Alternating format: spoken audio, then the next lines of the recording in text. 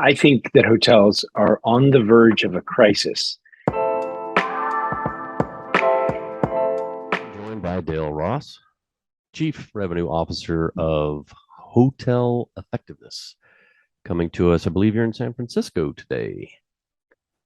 I am. Beautiful San Francisco. That's good. Yeah. Well, Dale, I was hoping somebody could explain to me, the neophyte. Millions of employees in hotels were let go during a pandemic. Everyone's having a heck of a time getting them to come back. And in the attempt to do so, they're raising hourly wages, they're providing more flexibility, they're signing bonuses. And I was hoping that you could tell me or explain to me what the financial impact is, long term, short term, with what's going on right now. Sure. It's a really important issue. And actually, I think that hotels are on the verge of a crisis. We're not currently in crisis, not at all. In fact, because leisure demand is so strong, occupancy and rate are fabulous. So we've got record level RevPAR. That's actually producing some very robust cash flows and financial performance for hotels. But as things normalize and as we get out of this leisure peak demand season, we get back into more normal behaviors on the leisure side, and we don't see the return of corporate, we're going to actually see the impact of these higher labor costs. And if hotels don't take action now to get ahead of this, we're going to see some real negative pressure on earnings and profitability that could really change the industry. And you're there. I mean, you're about to present on this AHLA, right? I am. Yeah, we're speaking to a regional audience here in San Francisco today on the AHLA On the Road series. And I'll be presenting some national and local statistics on hotel labor, including one that's exactly on this topic, that where the relationship between the hours needed, the labor requirement for running hotels, and where that's trending, and the cost side. Yeah, a little bit serendipitous, because right before we came on, you shared this slide with me, and let me share it with everybody. This is telling. If you could explain this slide to us. Okay, so we live and breathe hotel labor, right? That's what we do. So the way that we look at labor costs, especially over time, is actually on a per occupied room basis, POR. So this chart shows you two labor stats. One is hours per occupied room, which is the labor requirement to run a hotel, and the other is labor cost per occupied room.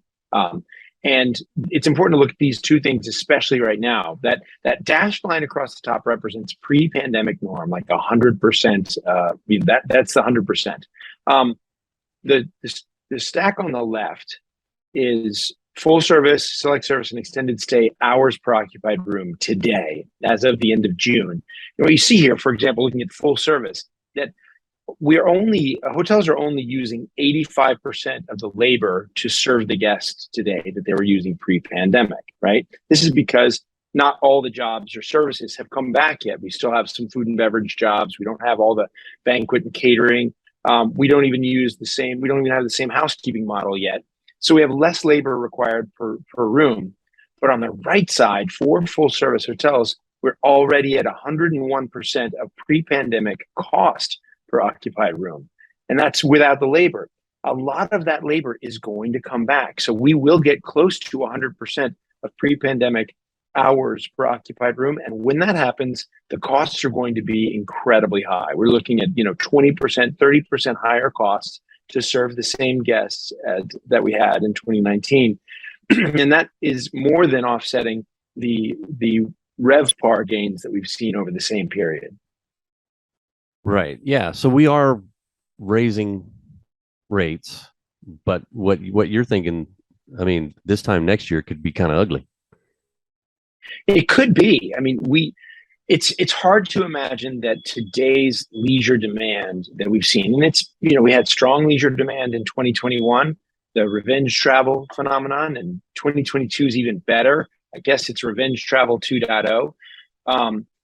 But it's hard to imagine that consumers will be able to sustain that level of demand for leisure stays indefinitely, especially if the economy is still kind of shaky and uncertain.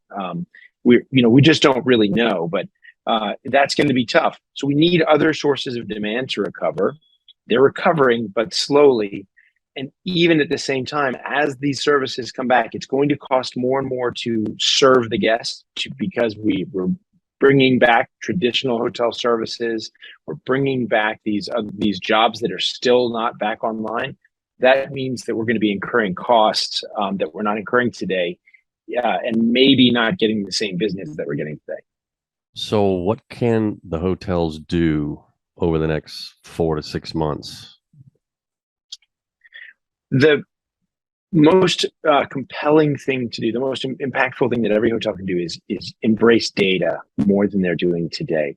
The typical hotelier today, when they're building their staffing plan, they're doing it like last week. They're basically doing it the way they always had. In a pre-pandemic world, demand was fairly predictable. It's, Tuesdays always look the same. Wednesdays always look the same, with some adjustment for seasonality.